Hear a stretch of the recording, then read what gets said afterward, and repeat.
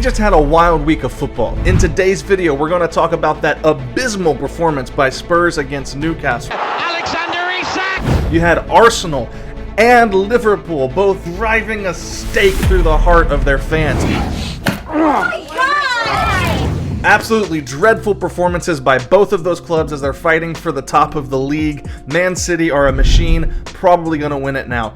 We're going to talk about Bayer Leverkusen winning the Bundesliga, the first ever champions of the Bundesliga, dethroning Bayern Munich at the top of the league. We're also going to talk about how Messi brought 72,610 American fans into a stadium to watch a football match. So let's talk about that abysmal performance by Spurs at Newcastle. This game was the first time I felt like actual pain as a football fan, which actually in some way was a good feeling, because it lets me know that I've moved beyond just casual fan status or just someone who supports the game itself into full-blown supporter, full-blown fan status. I was genuinely hurt by this game and very upset and frustrated by it. Let's talk about what happened. Ange Ball is very exciting football when it's working because of the number of attacking players that he puts forward onto the pitch. Lots of goal chances, lots of shots are created, and when it's working, man, it's a thing of beauty, and lots of goals are scored, and it's exciting football. He intentionally only leaves a few players back in defense and to handle counterattacks. And what happened in this match was Spurs played sloppy offensive football, and when they would turn the ball over, Newcastle had dialed in their tactics perfectly, and they were sending the long ball down the pitch to try to exploit the open space and exploit the numbers. And boy, did it work for them. I got so sick of seeing that number 14 jersey running down the pitch in celebration. I got so tired of hearing his name over the broadcast. I'm having flashbacks as I think of it right now. It was frustrating to know that we had that fourth spot pretty much locked down, and now Villa have taken over that spot, and so now I can kind of feel it slipping away. We'll probably finish fifth, and if we finish fifth, then we do get Europa League, and perhaps we get Champions League, depending on that stupid weird coefficient that I don't understand. I'm gonna have to do a video on that. That's a separate topic. But I would love to be playing European football next year, and so we'll see. We'll see how that goes. It was a rough week for Liverpool fans. I didn't see it! You had that draw with United. You had that disappointing first leg loss to Atalanta, 3-0. And then you come back to league play and you bottle it. You lose 1-0 to Crystal Palace. While you're in the middle of a heated title race, you bottle and you lose to Crystal Palace. But the bottle jobs, a lot of them. I'm sorry. What a rough go of it. The crazy thing is, Liverpool had 21 shot attempts, 6 shots on goal, and they couldn't convert those to points. And they end up dropping points to Crystal Palace. Man City now have the leg up in the title race, and you were playing Crystal Palace. But also Arsenal. Now Arsenal.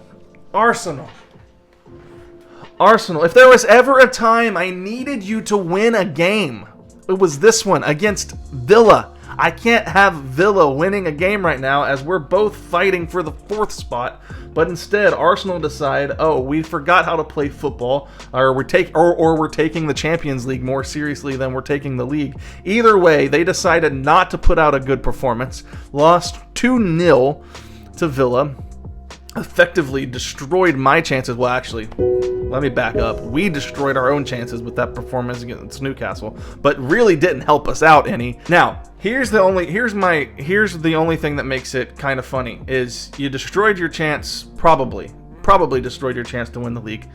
They're still mathematically not eliminated, but I don't see Man City dropping points. They're a machine. They're well coached. They have a deep bench. I don't see them dropping any points on the table for this season. So pretty much I think your chances are over. But what I need to happen, and I'm praying it happens, I need Harry Kane to knock Arsenal out of the Champions League. Think about it. Think about all the sweet, sweet revenge. Do it for your club. Do it for your former club, Harry Kane. Knock Arsenal out of the Champions League, and then we can all have a collective sigh of relief when Arsenal loses both the Premier League and the Champions League in the same season after having such a great start. That would be great. That would be sublime as a Spurs fan over here. Now, I'll try to keep my show pretty chill. I try to keep my videos pretty middle of the road, but when it comes to this topic, I kind of want to see it happen. All right, moving out of England, Bayer Leverkusen win the Bundesliga. Now, I must admit, I don't watch a lot of German football. I haven't had that many opportunities to see Bayer play this season, but I did get a chance to check out this 5-0 victory that they had, winning the Bundesliga for the first time in club history. Very exciting performance. These guys have been putting out some absolute fire football. Xabi Alonso's done an excellent job, and they've built a juggernaut over there, an unbeaten team that plays just beautiful, beautiful football. They have the players to attack. They have the depth. They are a fantastic side. They put up 5 goals. They won the Bundesliga with 5 games remaining. That just shows you the class that they've been. They haven't lost. Just an amazing, amazing output from Bayer Leverkusen. Congratulations to you guys. If you're a Bayer fan, in the comments section, congratulations on winning the Bundesliga. By the way, your black kits are absolutely fuego. I love the black kits. They look so great, and I'm just excited for you guys. That was good for German football. It's always good to see somebody new win the league, and somebody who's not not generally the contender that's thought of there. Coming to the United States of America, we had also Lionel Messi basically sells out Arrowhead Stadium, which is the stadium where the Kansas City Chiefs play.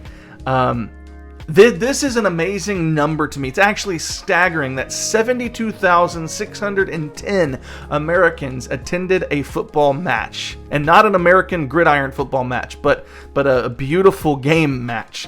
That's a staggering number to me, and it makes me think that Messi is actually doing something here that other legends who have come here haven't been able to do. Man, I'm not kidding when I say, even just going to school, even just driving down the road here in New Orleans, Louisiana, there are kids walking around with pink Inter Miami kits, walking around with Argentina kits. I see people wearing Messi jerseys all over the place out here, and we're in New Orleans. This is American football country. This is not football country. So to see the absolute fervor that Americans are turning out for the sport, it really man, it makes me think that the narrative that we're just never gonna get there as a footballing nation is just not. It's just not true. We're going, like it or not. You might hate it. You might hate that Americans are falling in love with football, but I have had comments that say things like that they would just wish that we would not fall in love with the sport because they don't want us to come in and mess up the beautiful game. It's happening. 72,000 people. That might not seem like a lot in Europe, but for Americans, that just shows that there is an increased interest. And it's largely because the attraction is Messi. People want to see Messi play because it is, it's a spectacle. But as he is bringing the crowds out to see him, people are starting to say, hey, this sport's actually pretty intense. Wait, this sport's actually kind of nice. And then we got the World Cup on the horizon. In fact, World Cup matches will be played in the Arrowhead Stadium where Messi played this week.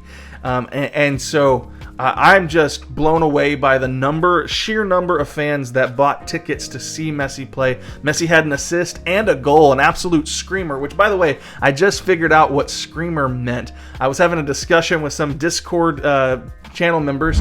By the way, if you join channel memberships, the $3 tier, you are able to join our private Discord. The Discord community is there for supporters.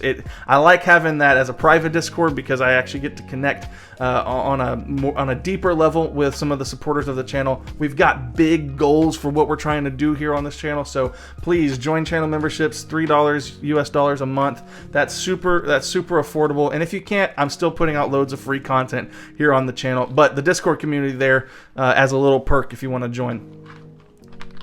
Side note, I was having some discussions with people in the Discord community, and we were talking about what a screamer meant, because I was like, I hear people saying it, I don't know what it means, and they told me. And so Messi scored a screamer from outside of the box, absolute strike. He had an assist, which was left-footed pass, which was fantastic skill. And so it was a good game. That man Messi still has it. Now he is playing against MLS competition, but that man still has it.